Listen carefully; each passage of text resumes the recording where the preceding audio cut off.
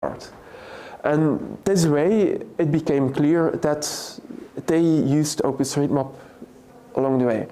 Of course, the ombudsman, I don't know what's it in English, but the person, they issued an apology like, hey, yeah, we should have seen this and it's our fault. And this is the process how it happened. So it was an interesting time.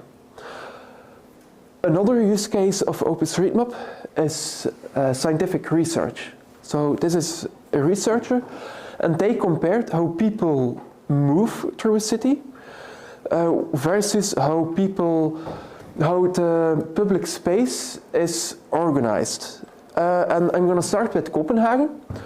So in Copenhagen, so this dot means that people cycle a lot, they take public transport a lot, and they do not take the car quite often, so it's very far from the car removed. But if you look to how public space is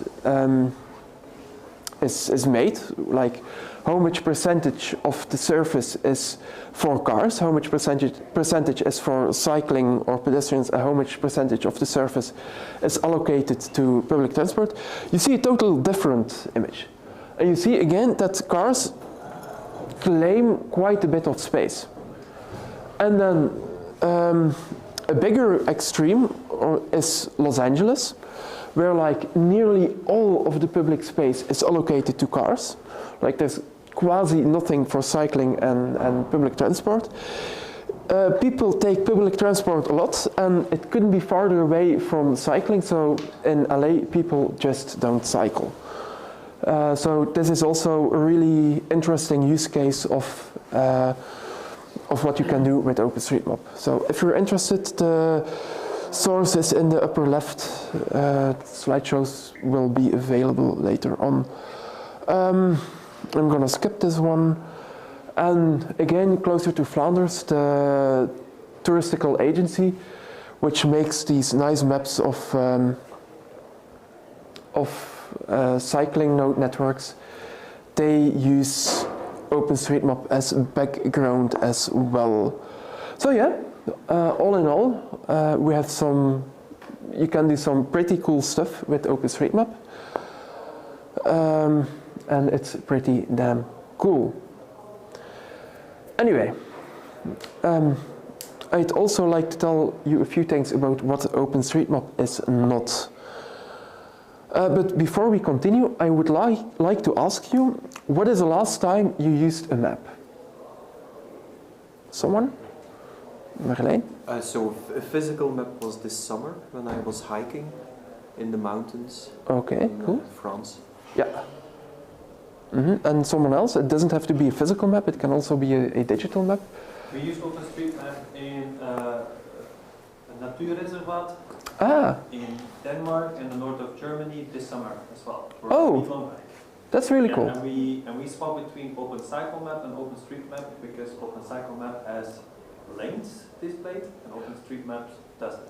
Yeah, right. And OpenCycleMap is a derivative of OpenStreetMap as well. So. Yeah. But that's the neat thing. People can use the data to make something that suits their use case. You can't make a map that suits everyone. That's just not possible. Yeah? I think my Garmin bike GPS also uses OpenStreetMap, is it right? Version? That's commercialized by Garmin, I'm not possible. That's possible. Garmin is starting to switch as well.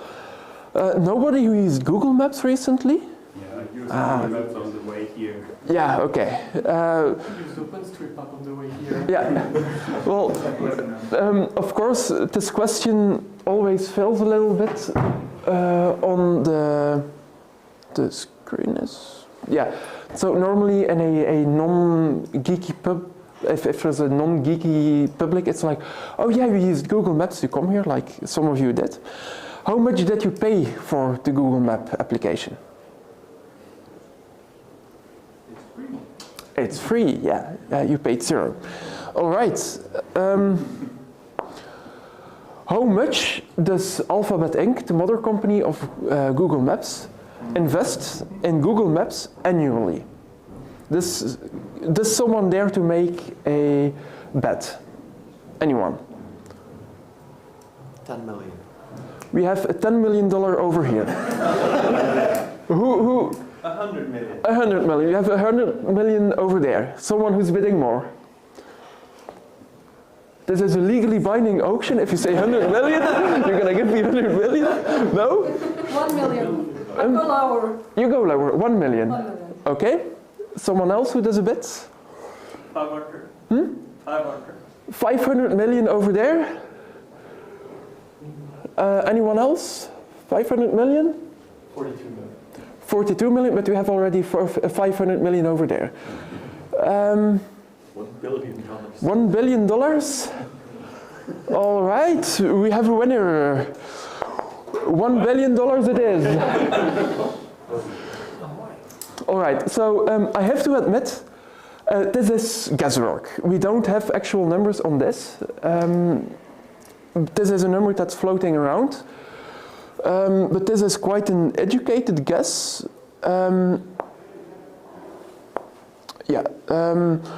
So first of all, what is included in this $1 billion? It's mostly buying satellite imagery. It's buying geodata from various companies and fusing it all together. This is not including Google Street View. For Google Street View, the estimates are between $200 and $1,000 and a bit per kilometer to scan everything around. Again, these are rumors. I don't have very hard sources on this. What we, however, do know is that Waze, the card, the application which shows traffic jams, thanks. That one was bought by Google a few years ago for $1.1 billion. So these are quite big amounts of money. That's the price for maintaining a global digital map. There are similar numbers and similar amounts for other companies. So Nokia bought Navteq a few years ago for a whopping $8 billion. We know that they burn $1 billion a year, and that's pretty much the same for Apple Maps. We think that they burn $1 billion a year as well. These numbers are also quite old, so they need to have some inflation added as well. But so how much did you pay again for using Google Maps? 0. Okay, and they have about 1 billion users, so 0 times 1 billion is still 0. Yeah, of course, we all know that Google Maps, they have a different business model. So the first thing, of course, are like the paid pins and the paid search results. So if you zoom in somewhere, you will see some items popping up faster than others. These are companies that paid Google Maps to be more prominent on the map. So Google Maps is advertising. They kind of replaced this yellow pages or this golden pages book. Are there people in the room who don't know what this is anymore? No? Yeah. Okay, yeah, I've already given this talk to like even younger people on Friday, and then they were like, "Huh, what's this?" Yeah, I mean, we're young, it's not our fault that you are old, and we don't know anymore what it is. Anyway. But a side effect of this is also that there's way less incentive to map poor countries. Sometimes it's jokingly said that Google Maps only works accurately within 100 kilometers of a Starbucks. So that's one thing about Google Maps. Another important part of the Google Maps business model is, of course, data harvesting. Like, where is everyone, which shops are being visited more frequently, and then, of course, for advertising. There are stories known of people, and they arrive, US again, they arrive in the emergency warden at the hospital, and suddenly they get advertisements on their phone for last-minute health insurance. So these are things that are happening out there, especially in the US. In Europe, we at least have the GDPR, so they can't do stuff like this. But even then, I think it's very frightening to know that Google is spying on people through Google Maps and other means. So that means that if you go to, for example, on Friday, if you go to a mosque or if you go to a political manifestation somewhere, Google can track this, and Google knows kind of which religion and which political ideology you have just by your geolocation and by tracking that. So it's just something to think about. So yeah, Google Maps is a monopoly. This is a bit a hyperbolic statement of me, but it has to be said that Google Maps, it's used a lot. It's the only other big player, and it's kind of pushing out all the other things. Of course, if you have a Google Maps website, if you have Google Maps on your website, you are logged into them. If Google Maps decides that from tomorrow everything is going to be more expensive, then they can just do that. They've done that in 2018. So yeah, basically don't use Google Maps if you can. One thing though, I have to admit, Google Maps still has more information about like shops and commercial venues, but this is changing quickly. So if you make a comparison, so this is a very nice side-by-side comparison on what growth that OpenStreetMap has seen in the past, in 10 years time. So keep in mind, 2005 was the absolute beginning of OpenStreetMap. So 3-4 years later, at least in Belgium, it was widely considered as a joke. Because, yeah, I mean, if you look to the left side, there's a few roads, the ring road isn't even complete, the railway is still partly missing. But it caught on, and it got usable a few years after, and right now it's quite an accurate map that is very usable. And it's getting at the point, or in some places even surpassing Google Maps and other professionally made maps. But we're working hard at this. So to wrap it up, OpenStreetMap is truly free. It's truly free, free as in beer and free as in freedom. But if you can afford it, contribute back to it. Spread the word, spread the love. Donate to the OpenStreetMap Foundation, or instead of using the free version of the app that you're using, use the paid version so that you can support those app developers, or contribute back some data, which I'm going to talk about in a minute, how you can contribute back. I'm nearly but not completely done about explaining what OpenStreetMap is, because there's another very important aspect to OpenStreetMap, and that is the community. There are many people involved in OpenStreetMap. Some of them are like volunteer data contributors. Others are professionally working on it, building software tools.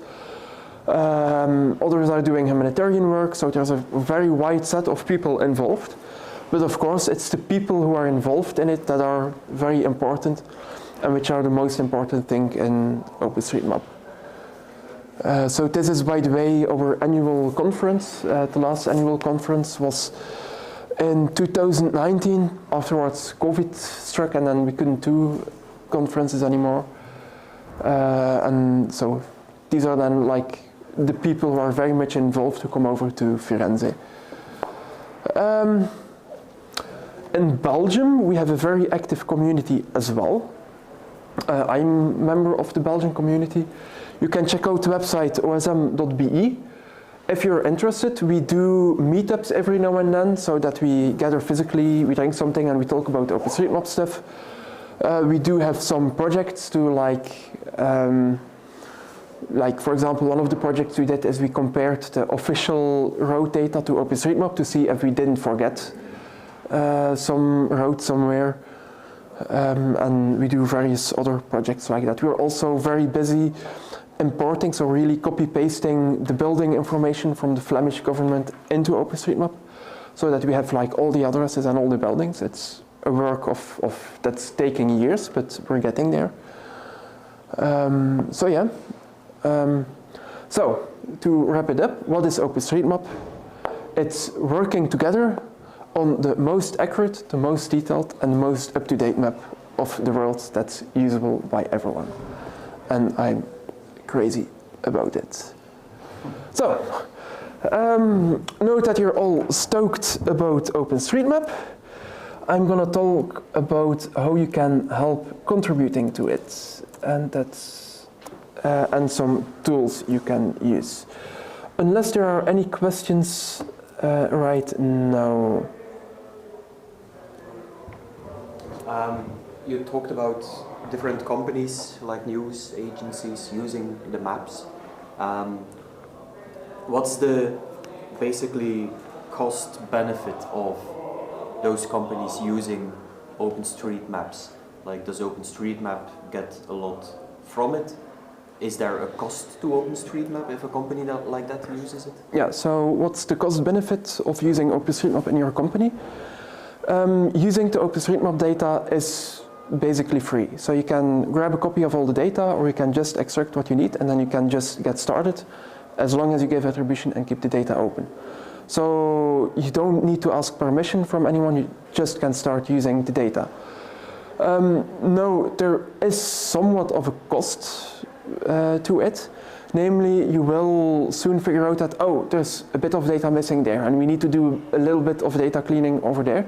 And then normally you will have the reflex to like fix it in OpenStreetMap and then re-download the data, or to integrate the tools like that. So in that way, by having companies that use OpenStreetMap data, they often step up to help maintain the data and to help keep it usable. So that's the big helping factor if a company uses OpenStreetMap data. And often, if they get more involved, they get to know the people, they donate to the OSMF Foundation, or they build new tools which get used by people. So, and is there a cost to the foundation? Yes, so the foundation, they did get some, you can become a member, it's like £20 a year or €25 or something. And they had a few very big donations in the past from some big companies which use OpenStreetMap intensively. So the operational costs of hosting the server, I mean, they are high, but they are not extremely high, and they get paid with these donations. So, yeah.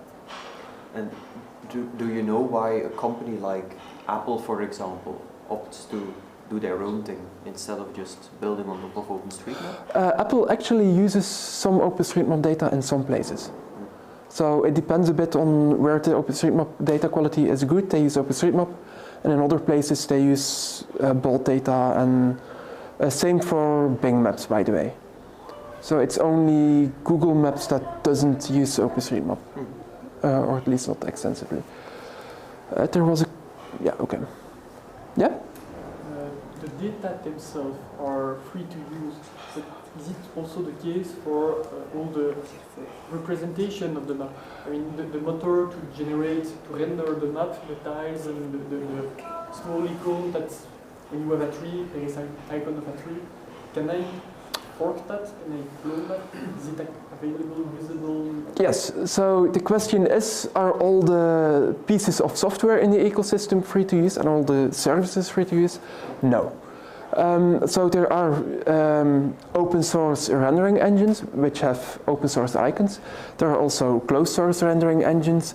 There are some services out there which are like a company, and they offer like road planning, or they offer like maps to show on your website, or they offer geocoding, like I have an address, where is it located? And then often they have a paid plan, like if you want to do more than 1,000 queries per day, you have to pay like €10 or something. But that's actually one of the things I'm touching upon in my tools, so maybe I should get started with that one. So what are some tools? Where is my mouse point? Ah, there's my mouse pointer. So what are some tools you can use for OpenStreetMap? So keep in mind, OpenStreetMap has a diverse ecosystem.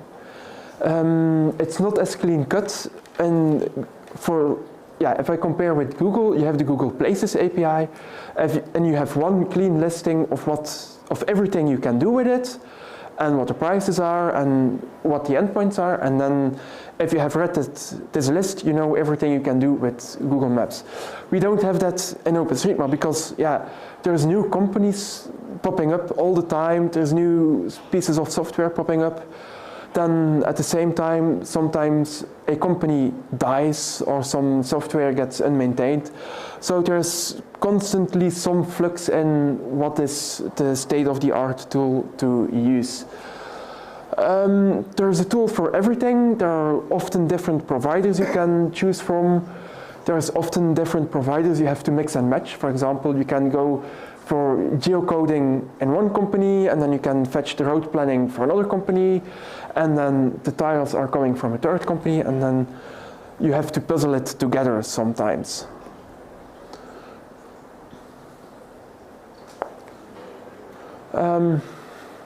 However, a few tools for day-to-day usage. You have umap.openstreetmap.fr, and that's like an excellent tool to build like a map to share with a small group of friends or to organize some event. I wonder what event it is, right? So this is Fright. It's a summer camp here in Belgium every 2 years. And they used UMap to like organize, we will put tent pitches there, we will put the big tent there, and there are toilets there, and then, it's an event of 1 week, so we don't put that into OpenStreetMap. And then this they can share within the organizing committee, they can draw together with the organizing committee. Like, for example, they also planned where the electricity lines were on this, and the internet lines. This is another example of UMap for some for a cycling way. I don't know. Should be coming back. Okay, is it my computer or? No, it's me. Okay. So this is another example of UMap. I'm gonna skip it. And this is one where they planned a cycling tour in Brussels. So one of the use cases. Of course, many of you here are programmers, so you will probably want to have a map on your website. Here too, there are quite a few libraries you can choose from. One of them, which is quite nice to get started with, is Leaflet. And Leaflet, you can just point it to the OpenStreetMap tile server. You can fetch tiles from OpenStreetMap, at least if you don't have a high traffic website of more than like 10,000 users a day. And then it will show a map, and then you can add markers to it. Then you also have the different tile providers. I'm gonna skip about this. Leaflet, yes. You also have Mapbox, or rather MapLibre, which does have vector tiles. You can think of that instead of downloading a PNG, it will download a SVG, a vector format, and then it's the computer, the client, which styles it, and then you can do fancy things with it, like having fancy colors or 3D zooming and stuff like that. But I should add it to the slideshow. They have very good documentation at Leaflet, by the way. Oh, my screen is freezing again. Yeah, so this is the documentation. And you have MapLibre GL. I should update the slide as well.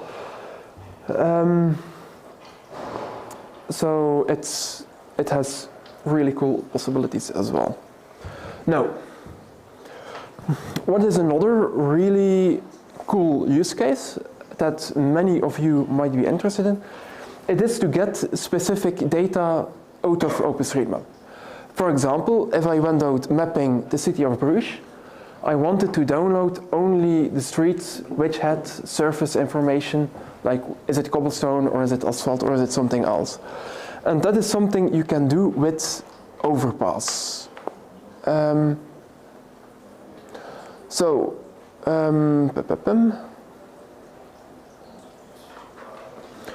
Is there a slide of the website? Where's my mouse pointer? So I'm just gonna live demo this because it's easier.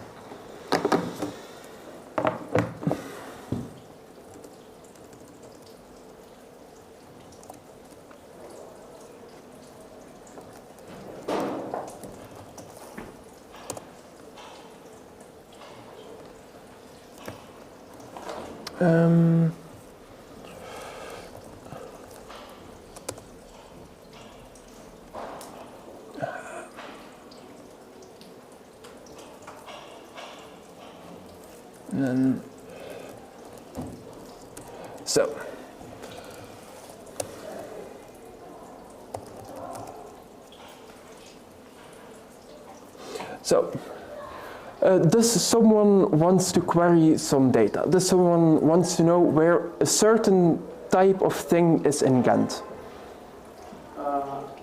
Speed limit.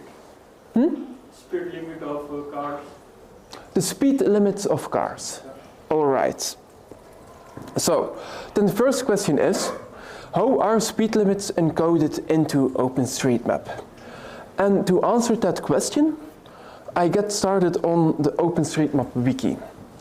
And then in the OpenStreetMap wiki, I type speed limits. And I already have a hit here. And a speed limit is on a road or railway or waterway, and speed limit sign. And then you have some information about max and signage. And then, yeah, it's a bit complicated, but basically it says here that this is encoded in OpenStreetMap with the key max speed, and then the value is whatever it is. So now that I know that, I go to overpass turbo.eu. It's not very discoverable, I know. You have to know the URL. And then if I go to Ghent, I zoom out a little bit, then I click here on wizard or assistant, and then I type max speed equals star. So this means give me every object which has an attribute called max speed. And then I'm doing build and run query. Yeah, that's okay. And then after a while, I see all the stuff that has a max speed, which is quite a bit. So if I'm gonna like take this one, so this is part of the flyover at Zuid. So if I click this one, I see all the attributes that are on there. So we have here highway motorway link, so it's a motorway. I have bicycle equals no. It's not allowed to ride there with my bicycle. Who would have guessed? Lanes 2, so there's 2 lanes. Max weight 3.5 tons. One way, yes, and max speed is 70, so you can drive at most 70 kilometers an hour there. So that's how you get data out. If you want to use this in some other program, like for example, you want to make an analysis with QGIS or even RGIS, or you want to make a script which parses this data, you can click export, and then you have some download options, for example, as GeoJSON, and then if you click download, then you have the file there with all the data in GeoJSON, and you can feed it in QGIS or whatever you want. Someone else who wants to query for something? drinking water fountains. Yeah. So again, I know this one by heart, but let's search for it. Drinking water. And then here, it's right in the title how it's written. It's amenity equals drinking water. So then here again, assistant, I type amenity equals drinking water, and then at this time it runs way faster, and then you can see that OpenStreetMap knows about 15 drinking water spots in Ghent. There's probably quite a few missing though. But I'll talk later on how you can contribute to OpenStreetMap. So if you know one that's missing, you can add this. So where did I get? Maybe I should talk about. Oh yeah, no. Let's continue this one. I should have done. Scroll. Overpass. Yes, there we go. And then my phone here.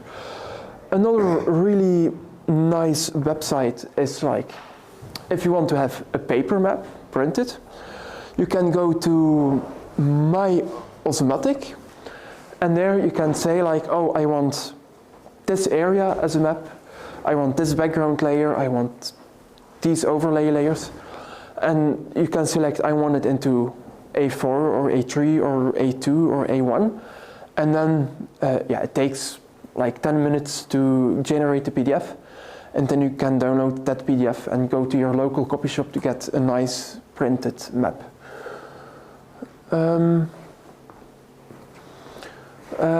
What else? Disclaimer, this is the company I work for. The company I work for, if you are a mobility a worker at the municipality, what we made is, if you come to us, you get your private copy of OpenStreetMap, or you get 10 copies of it, and then in that private copy you can experiment. You can say, oh, what would happen if we would turn the direction of the street? And what would happen if we would put a bollard in the middle of that street so that cars cannot pass anymore? And what if we would build a cycle bridge over there, over the river? How would traffic shift? Because then if you put that into the private sandbox of OpenStreetMap, then you can like say, oh, I have 100 destination points and 100 origin points. Let's calculate all the 10,000 roads between them. You do that once for the old situation, you do that once for the new hypothetical situation, and then you see where people will not drive anymore and where people will start to drive. So you can see how the traffic shifts.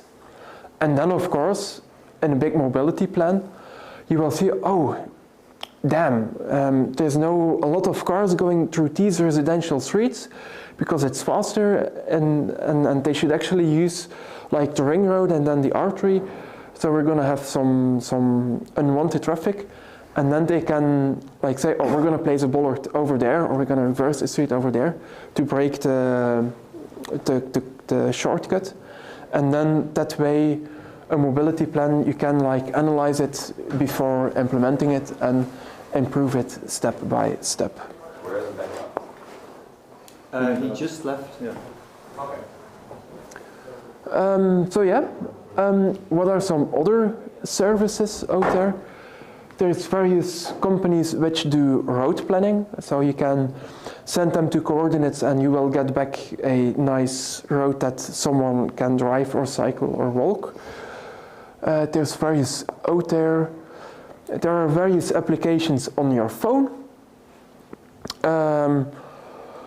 There's a whole range of applications, from very polished with tons of features to crappy to geared towards making edits or geared towards non-technical users which just want to have a simple map. Yeah, I'm gonna talk about 3 of them. So yeah, the first one I want to mention is Map Complete. Disclaimer, this is the thing that I am making. Map Complete is a bit a crossover between using an application. Oh, it's 5 before already. Yes, okay. Damn, time flies.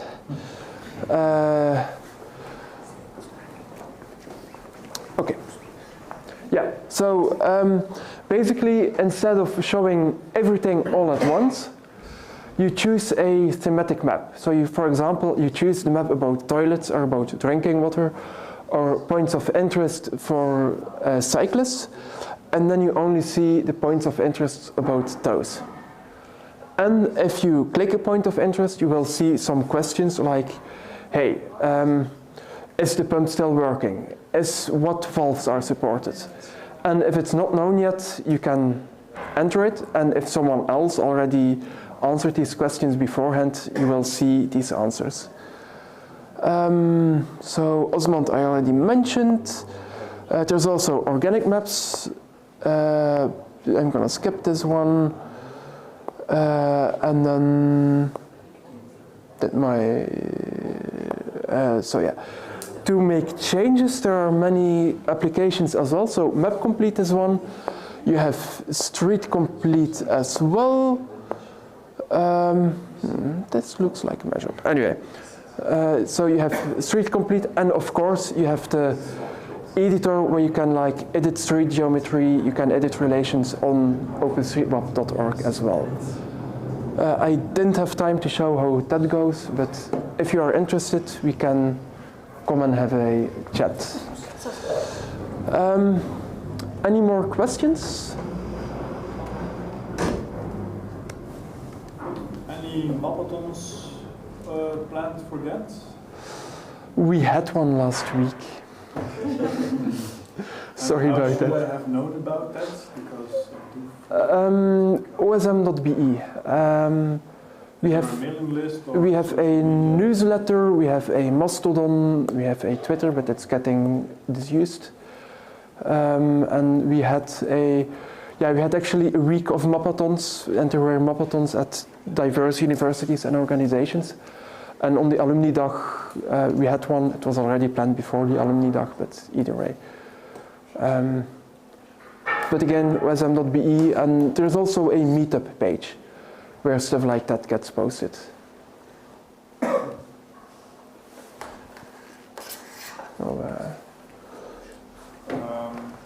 I was working on some maps, and you can, when you do mapping, you can choose between different image layers. Yes. Mapbox, different providers. Yeah. Is there an easy way to see what date the image was? No, it really depends. Some of those sources publish this data, others don't. Okay. And I should actually figure that out how. For some it's possible, but I don't know how.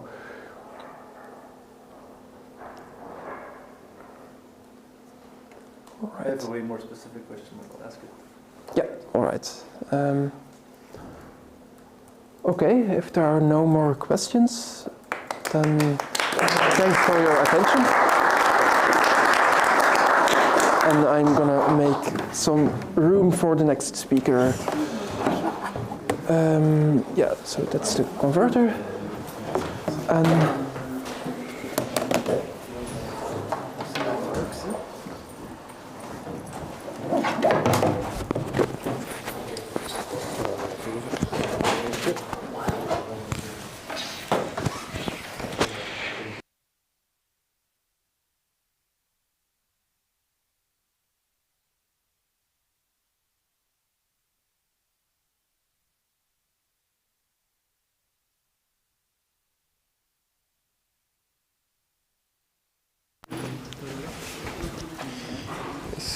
Jij wil ook eens een microfoon draaien?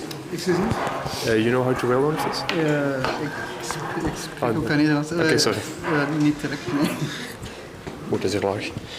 Best als je vraag hier zwaar eens kunt steken. Ja. Zo. Hier zo. Of hier. Ja. Oké. Zo, ja. Zo. Dan ga ik even luisteren, nog eens even babbelen kijken of niet zo. Oké. Ja, ik ga nog niet beginnen met de talk, maar die meneer die wil een test doen. Is het gelukt? Ja.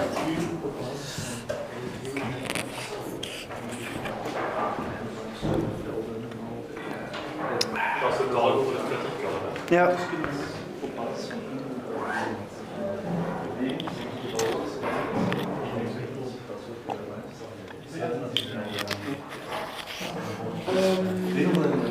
Voor de fiets.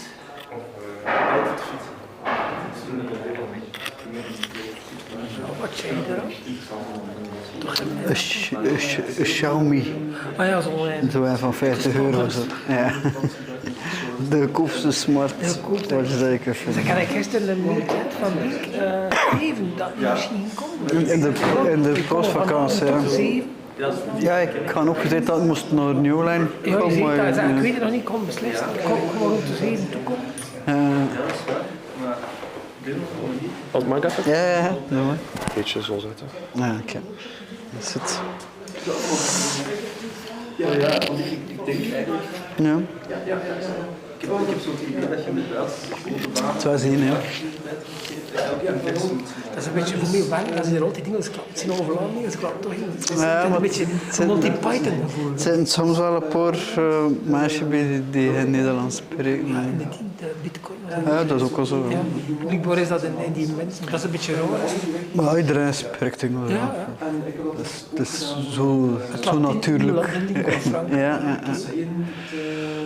Nee, maar het is zo grappig. Dat zou ik ook wel onverledenbaar zien. Dat vind ik gek. Ja, dat is heel klaar. Ach, kan ik maar... Is dat gewoon? Nou ja, dat is gewoon omdat hij te van is. Hè.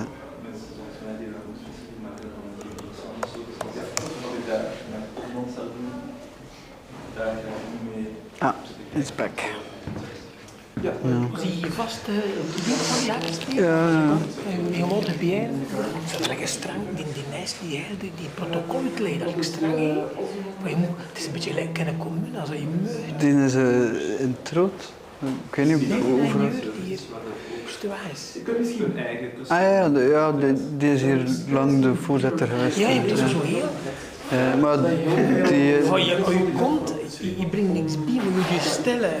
Dan kun je accepteren, maar dan komt en je commentaar is je niet welkom. De blueprint. Ja. Dat komt nog. Dat is een beetje in de commune. Ja, maar dat is geboren uit ervaring, uit het verleden. Ja, ik versta je. Je moet altijd zeker... Maar dat komt dat zo heel rigide over, hè? Maar in de praktijk is dat gewoon als er een keer een probleem is, wordt er dan naartoe verwezen. Op de donderdagavond met 10 of zo, ja, 10, 12. Als een project op een of een andere doet dat je moest hebben. Ja, of niet, ja. Allee, ja. Oké. Dat is een bijvoegel en af. Is het, ja. Dat kan altijd, hè. Ja.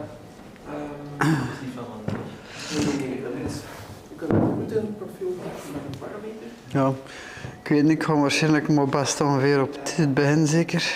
Wacht, to send you a message.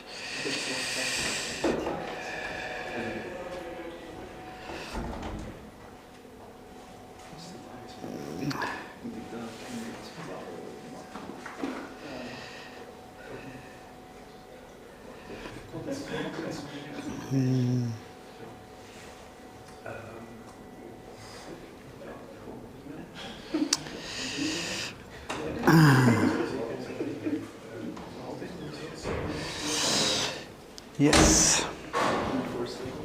What, you starting now? I could, or... No, you do you. I was just going to fold out a few chairs because people seem to misunderstand instructions. Took chairs for sitting Yes, we saw them. instead of taking them really from a nice fresh car. Continue. Yes, I will try to start on time. I guess that's always a good idea. Okay, so there aren't that many people here, but that's because the other talk is maybe a bit more exciting that is happening now at the same time. But okay, I will still try to explain. So nostr, the name is nodes and other stuff transmitted by relays, and it's kind of a protocol, a very simple protocol where you can create social media applications or whatever you like. Why is it kind of an interesting thing? Because it's an open source protocol, so it's completely defined on GitHub. It's a permissionless form of communication, so there are no central servers or people who can censor you. Of course, that has its downsides as well, but I'm mainly going to talk about the technological side of it today. And it's using public private keys, so you don't have to register on a server or give your phone number or whatever. You just generate a public and a private key, and that's your identity on the network. It's apparently a trigger thing for some people, so I have to warn you. It has some Bitcoin adjacent things in it. It's also created by Bitcoin dev, but the protocol itself is completely free of anything cryptocurrency or whatever. It's pure communication protocol, but it uses some cryptography ideas and some So if you are the complaining type, it's not the moment yet to use it. I mean, it works quite well, but it's not perfect yet. So just know what you start with. So why is it so interesting? I already explained it a bit. So it doesn't rely on a trusted central server like in the case of Twitter, for instance. So it's not so easy to take down. It's based on cryptographic keys and signatures, so your message cannot be forged. So if you tweet something, you sign it, so everyone can check that you actually said those things. So that's also interesting in these kinds of networks. I will show later why. And it doesn't rely on P2P techniques, so you don't have to punch through firewalls or whatever. You just go to a relay, and that always works. So how does it work? There are two main things: clients and relays. So relay is kind of a server, so it's a client server, not so exciting. But the idea is that the clients do all the checking. So the relay is just a relay. It relays information. It doesn't do a lot of smart things. It's mostly the clients who do the checking of the keys and all that. So every user is identified by a public key. So of course you can have 1,000 public keys if you can handle them. So the post is signed, and all the clients validate the signatures. So you are sure if you see your timeline that each message is checked by your client. So how does it work? Normally the client has a list of 10 relays, and it just goes to those 10 relays and says, give me all the information about these 100 public keys. And then the relays send back all the information that they have. And then your timeline is kind of constructed. And normally in the protocol it says that the relays don't talk to each other. So the relays, or the servers, however you want to call it, they don't talk to each other. They just serve the clients. I will show later how that is possible. So if you want to follow someone, you just have their public key and you say to relay, give me all their stuff. So yes, I mentioned a few times the keys. So yeah, it's encoded as starting with wenpub for the public key and nsec for the private key. In the beginning it was just the hex key, but then people started to paste their private keys in public because they thought it was their public key, etc. So now it's a bit more easy to see, and I think now also the clients check if you paste this. They say, "Are you sure you want to do that?" So yeah, don't paste your private key anywhere, and yeah, store it securely, because if someone has your private key, they can start to tweet in your name. So how do you get these keys? They can be generated in the web browser or in a mobile application. They can be generated by, you can generate a vanity public address so that it starts with your name or with whatever. So you have tools that can calculate these things. And so once you have these keys, they can also be stored in browser extensions. Why? Because then the private key is in the browser extension, on every website that you visit that wants to use the private key, they ask it to the extension signs, and it gives it back to the website. That way your private key doesn't leak to the malicious sites. So Albi is a good one. There is a guy in Kent who is working for that company as well. So maybe that will motivate you to use that one. But yeah, I think it's also the most advanced one. You can always take a seat if you want to. So yeah, of course, store your key in a password manager, or do as everyone who just starts to use it, just create them in the mobile app and don't take a backup. That's also an option, of course. Yeah. So what is the protocol like? I will switch to the GitHub soon to show a bit how it is defined all, but that's just a JSON thing. That's one JSON event. It has a kind one, which means it's a text node, so that can be a tweet or a reply or a comment. You see here the signature. This is the content of the tweet, an ID. So you see, this is a really simple protocol, and that was also kind of the setup of the whole thing. It's like it has to be easy. JSON is not maybe the most, it's not the smallest way to transmit it, it's not the coolest way, but everyone knows how it works, so that's why they chose JSON.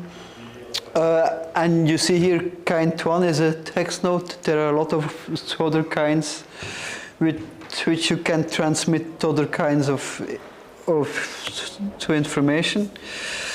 So how is this protocol defined? It's on GitHub, and they have like, I don't know, 20, 30 NIPs, so nostr implementation possibilities. So that's the GitHub repo. So the clients, of course, are implemented somewhere else, and the relays as well, but this is pure the specification of the protocol. I will just show the main one, and it shows here, this is how an event looks. This is how you communicate between the client and the relay, some information, and that's it. So it's really, really simple. There are some For the contact names, also, so it's just another kind, and that's a way to publish your contact list of people that you follow, etc. And every capability of nostr is defined in these snips, and you can also propose new ones if you have a great idea. So here are the different kinds. You see there are already a few ones. Yeah, some tags. It's really quite simple, and it's very, how can I say, it's very alluring to start to implement something in nostr, because it's so easy to start with it. Okay, so it took off, I think, beginning this year, but it has already been worked on for 2.5 years by Fiat Chaff.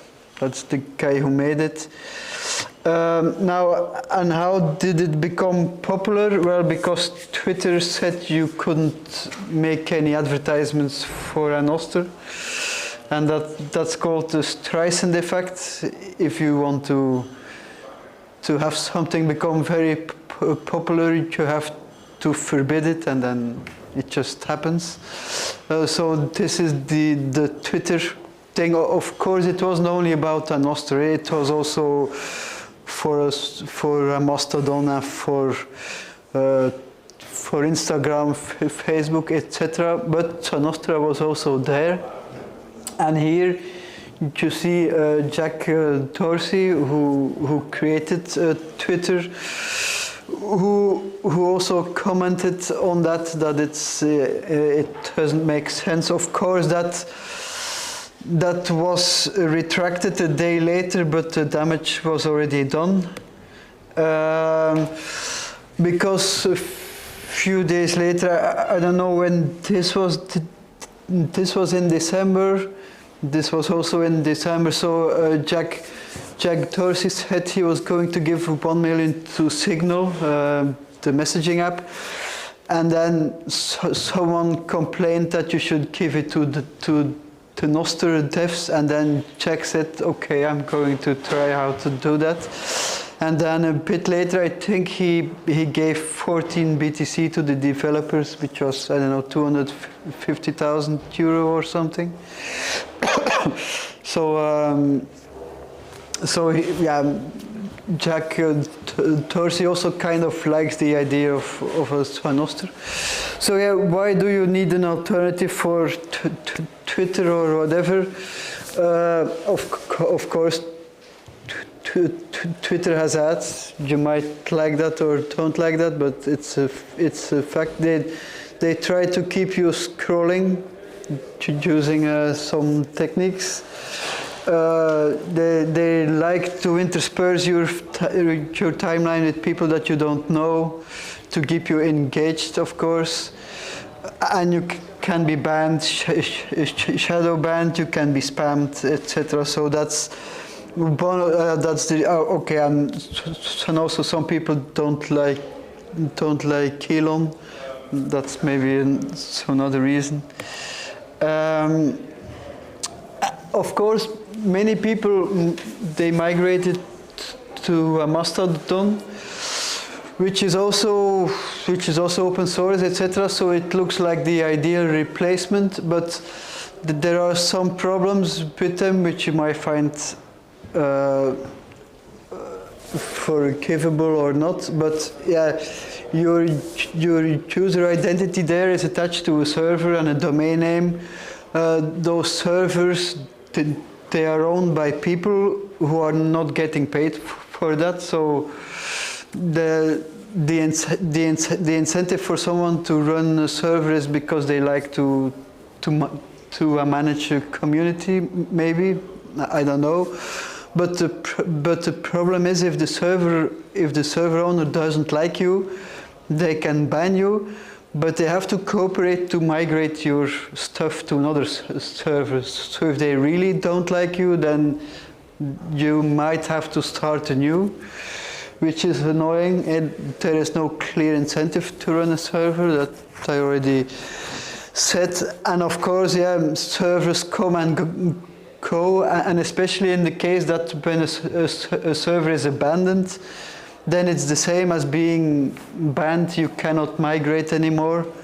So that's also not so good. And what I've also heard, I haven't looked at the code, but that it's hard to build something on Mastodon. It's hard to understand how to change it. So yeah, that's the pretty picture version of Twitter. There is a central server and a lot of people who use it. So Mastodon is kind of, there are a lot of servers, but you still talk mainly to your the server where you are registered, and the servers talk to each other. There was also at some point some Web3 social media stuff, which I don't know if they still exist. And this is how a nostr works. So there are also a lot of servers, but the servers don't talk to each other. And you need actually, so if you have you and Tom, if you publish something and you send it to your Kent relay and your tennis relay, and if Tom doesn't share any of those relays, they do not see your message. So of course that might be a downside. That's something to take into account.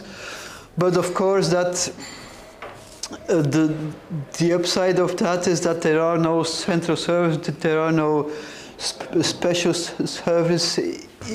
I mean, if you don't like this relay anymore, you just connect to another one and that's it.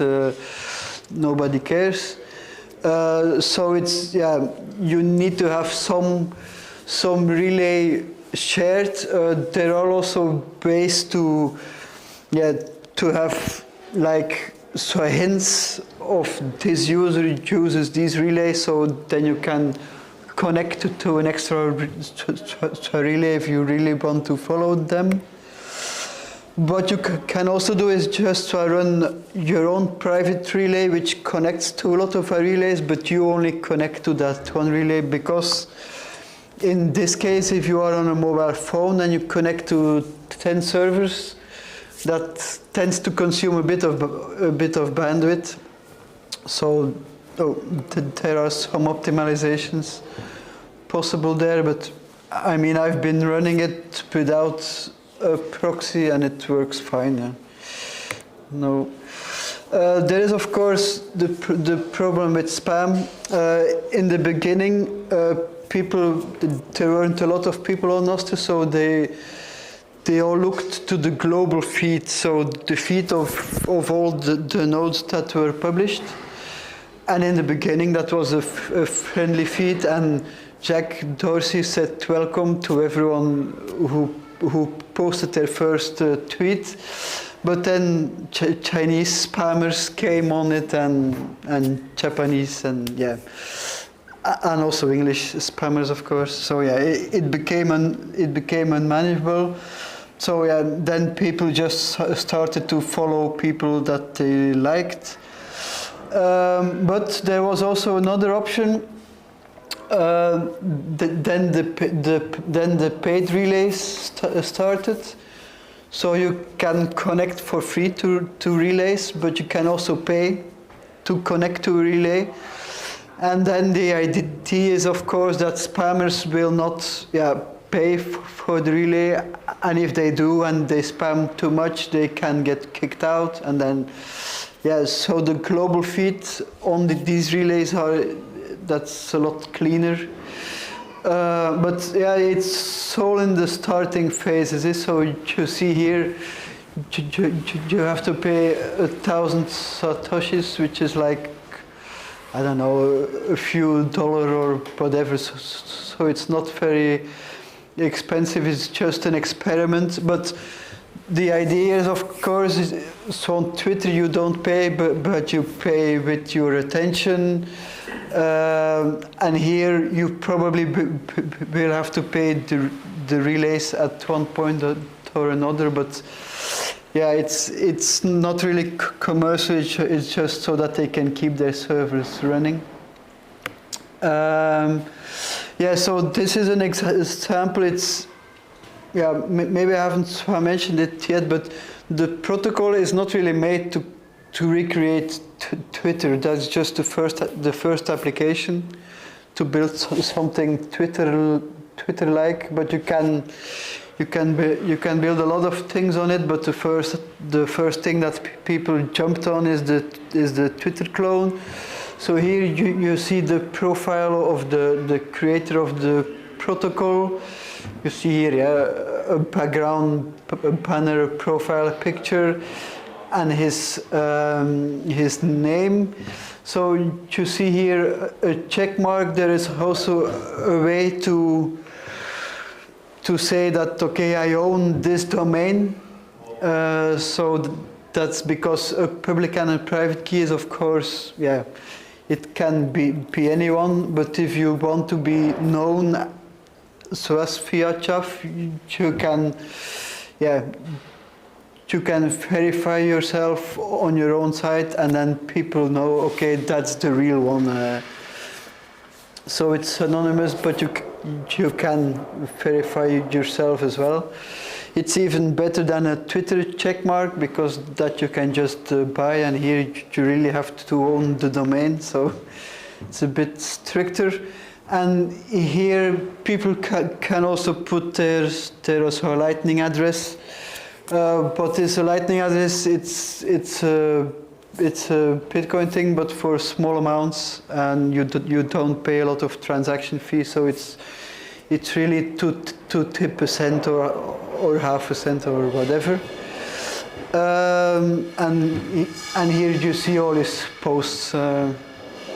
And here that's another client where the profile looks totally different. So there are already a lot of clients. So I already showed the lightning address. They took it a step further. It's here, this thing. The idea is, if you like a post, that's okay, but that doesn't mean a lot. So you have here, the likes are here. But you can also pay someone because you like their post, or you like what they are doing. And they implemented a new nostr kind, which allows people to pay, and all those payments are like gathered, and then you see how much he already received for that post. It's here 1,000 satoshis, I think, which isn't a lot, but it's kind of so monetary like. But yeah, it's not an integral part of the protocol. It's just one of the nips which you can implement or not. So yeah, that already explained. Okay, yeah, the apps really took off. I think there are already 85 PTC paid using this app thing. So yeah, and there are websites where you can see who paid who and how much, and you see it's usually very, very small amounts, but it's just for fun. It's not really, yeah, there are some, okay, some statistics, how many people choose this strange thing. So this is kind of a graph of the daily active users. You see it's like around 300,000-400,000. Weekly users, 2 million. That's the new users. That's just the new public keys that appear on the network. Yeah, total users here. Of course, there are more public keys generated than people who actually choose it. But yeah, it's I think it's close to 1 million people who filled in their bio.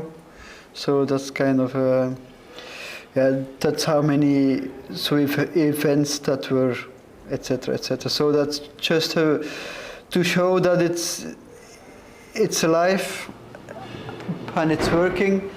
And you see here, I think the number here is the number of public keys. So you see that there are continuously new public keys. Of course, you can also create them automatically, so it's not so interesting. These are the notes which are being published. So it's kind of the tweets, and yeah, it seems to work. In February, which was when I made the first version of this presentation, the nostr protocol was in the top 4 most active projects on GitHub. There was a lot of hype. So okay, suppose you want to start to use it. There are 2 really good mobile apps. One is on iOS. It's called Damus. It looks a bit like this. It's very Twitter-like. And the other one is for Android. It's called Amethyst, and yeah, it looks also very Twitter-like because that's what they're trying to do. You can also do it on the browser. Those are the 4 most popular clients, but new ones are made every day because it's really easy. People are also thinking about other use cases. You can use it to make a Reddit clone, a Medium clone, stores.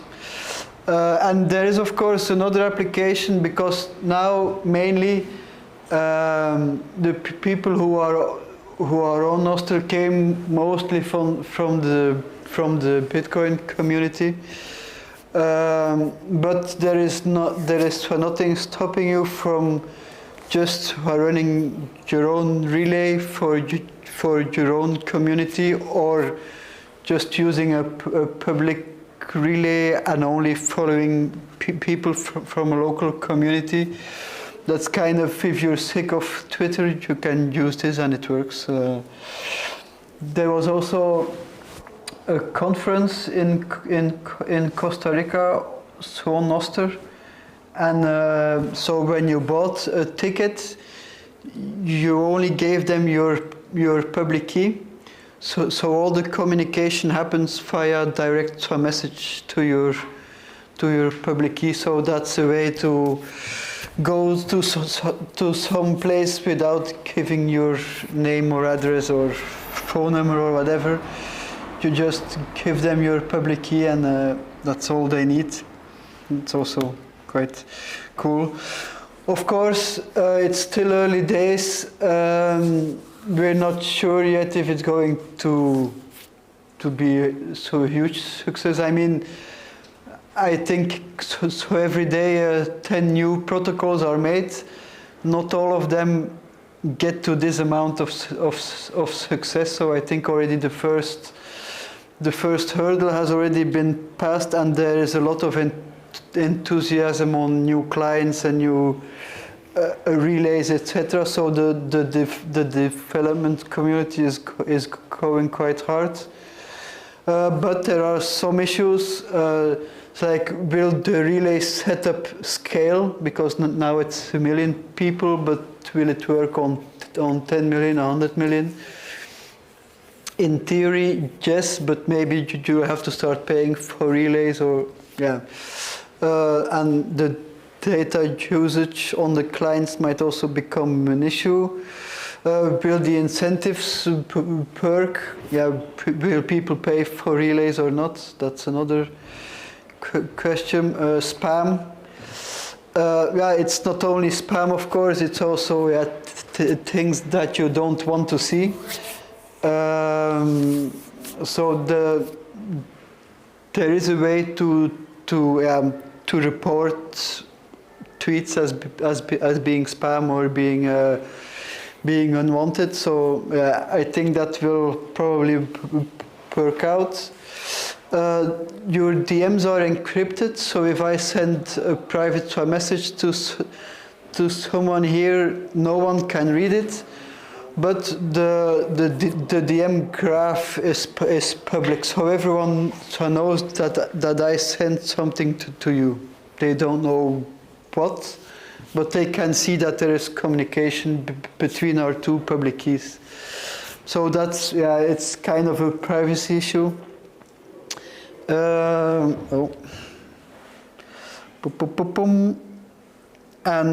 one of the, yes, so also the payment activity is also kind of public, so that's also not ideal, but yeah, for now it's fine. And yeah, so as I said, it's mainly it's mainly the Bitcoin community now who is on it. So will other people be interested in it? Maybe, and it's not excluded that this happens. What is this? You could also pay relay with a Visa card. That should also be perfectly possible. So those are things that will have to come in the future, I guess. Okay, I think I have a few more minutes for questions. Yeah. These are some links. I think the nostr conference has finished, and they were going to put up some YouTube stuff on it. So if you are interested to learn some more, that's also a way. Okay. I hope you understood everything I said, and if not, feel free to ask questions. And even if you did understand it, you can still ask questions. A bit about the relays. Yes. That's where the data is hosted. Yes. But it's never copied to another relay. No, but you are connected to 10 relays. So if you publish a tweet, it is sent to those 10 relays and stored in those 10 relays. Okay, yeah. So that's like the first one. No. But and of course, those 10 relays did not promise you that they will keep your data for the next 20 years. One option is to run your own relay, but just to store your own messages. But then, I think you mentioned that running your own relay. Mm-hmm. That would be in a scenario where that relay would then transmit it to all the other relays, but you that's one of the possibilities. But you can also use your relay as the 11th relay. Yeah. So it's sent to everyone and also to your own server. And I'm now running a relay on a Pi.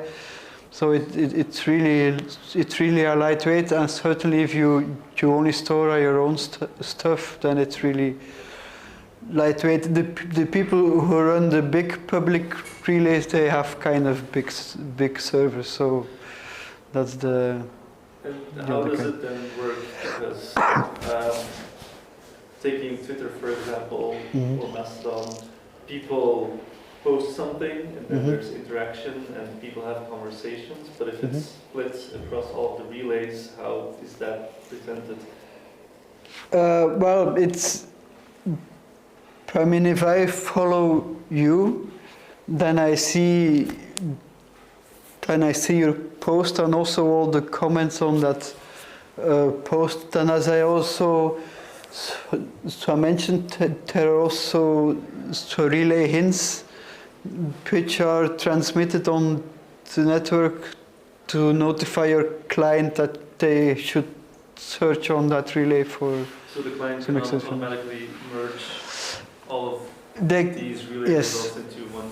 Yes, but that's purely a client decision. That's and also some of these things are not yet so implemented. So at the moment, you can curate your list of relays in the client, but the client will not yet automatically add clients and remove to add the relays and remove relays. But that is a possibility in the future, that all that is hidden from the user, and it just does that in the background. Yeah. If in that scenario you were to look at my message, but you only choose 2 relays to follow, and someone else automatically gets all of the relays that all 10 of relays that I post to, including all 10 of comment chains. But you choose to only follow one, so you get a reduced subset of those comments. Yeah, that's a possibility. Yeah. I think that's one of the things that we have to see how that works out, if that really scales that setup. At the moment it does. I'm just going to generate a key here, so not back it up. Yeah, so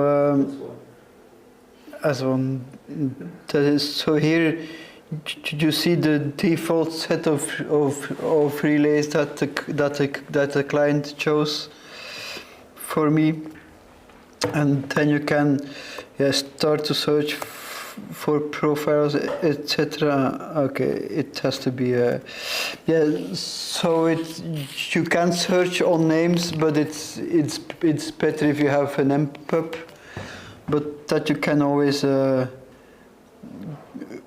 copy here and then just give to someone, and then they can choose this. Yeah, of course this is now an empty thing, but on the mobile I have the amethyst thing, and there you can see those are just all the all the things.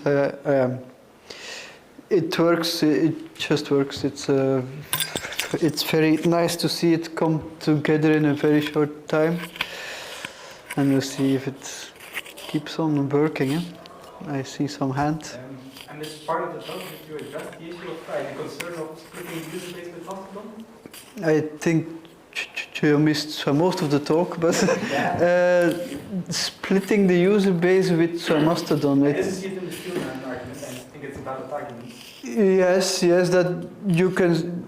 So Mastodon is kind of the competition for people who don't like Twitter anymore, and they search for an alternative. Yeah, it's the free market. Made the best Twitter clone win. The attention of the developers, but I think splitting the attention of the user base is at least equally concerning. Sure, yeah, but yeah, that's. I mean, oh, I shouldn't have done it.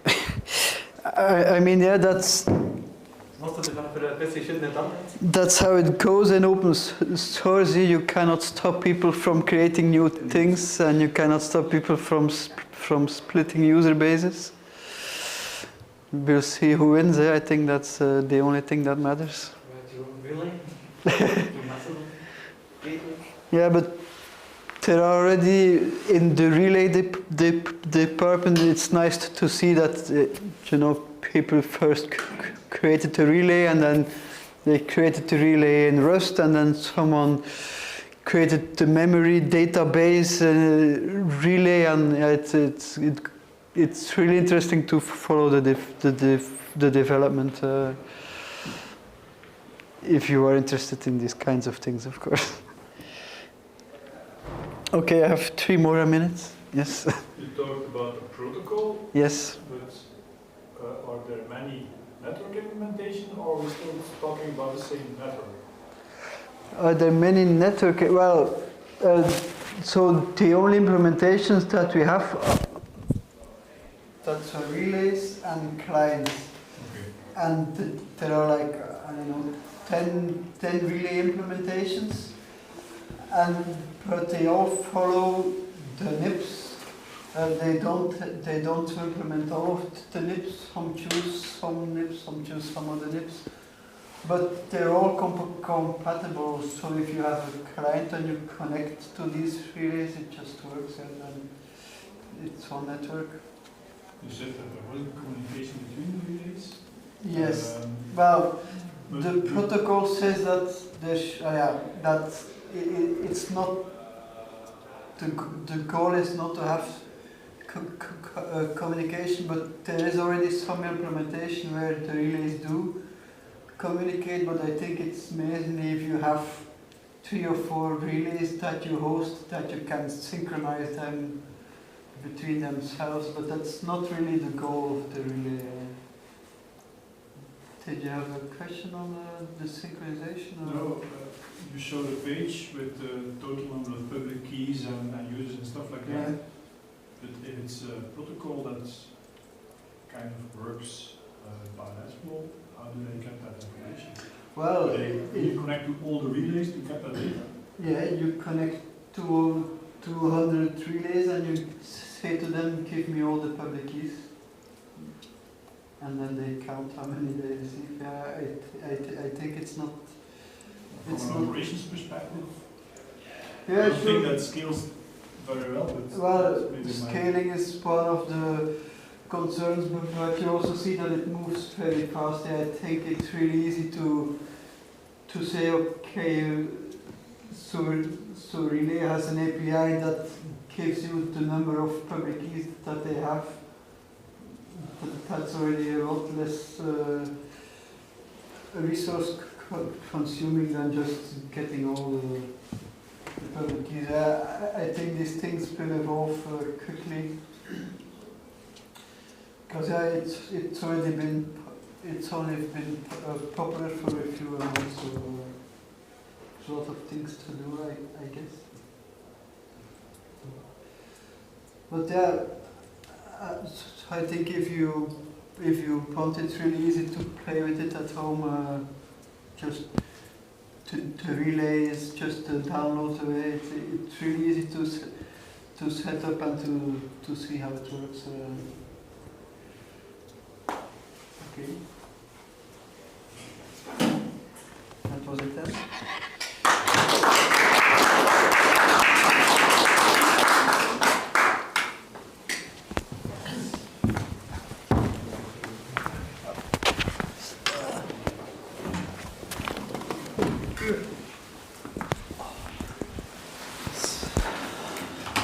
Dus het is af. Dank u wel.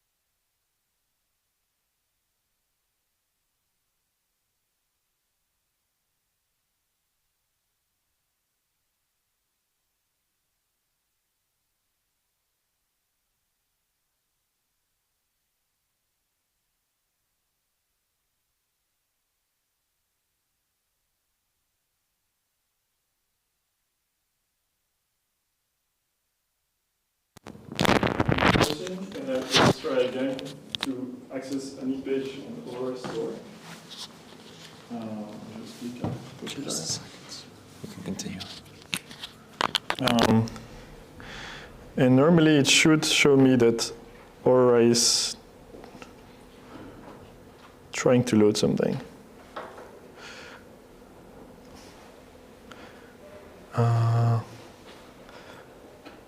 SPDB connect.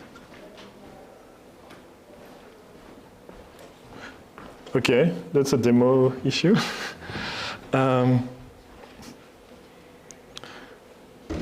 So.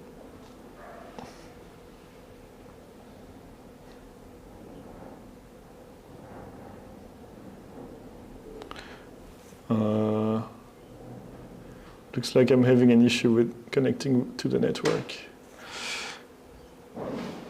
I'll double check the settings here.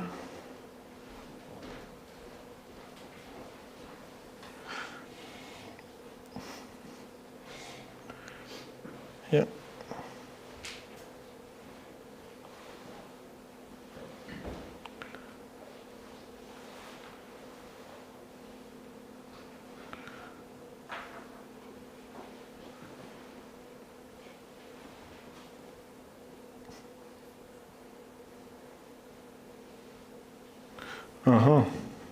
Okay, I have a demo effect error. This is annoying. Okay, I will use it at different profile. I'll try on a different user on the phone and see if it works there.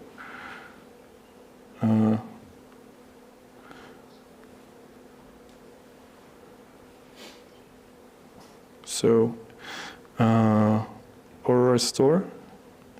So here I launch Aurora Store.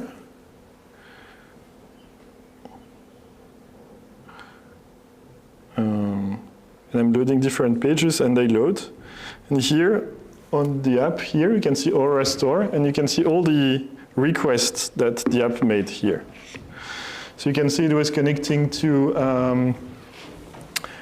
play lh.google user content, to gitlab.com, to auroraoss.com, to androidclients.google.com, to some websites that end in gvt1.com.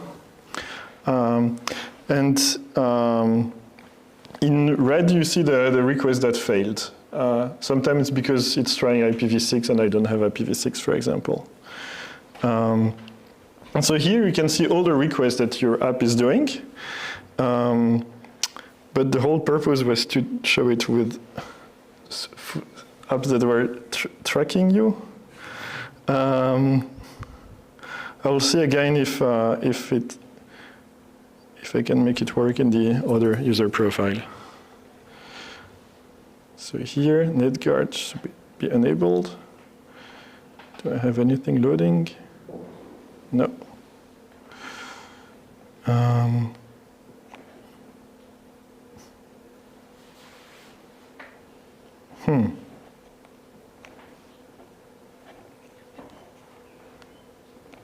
Are you sure your internet connectivity works without NetGuard first, and then after? Without? Without NetGuard? Yes. In the other profile? The other profile that's to your to access the internet? Because of the Wi-Fi For some reason, yeah. key. I can try.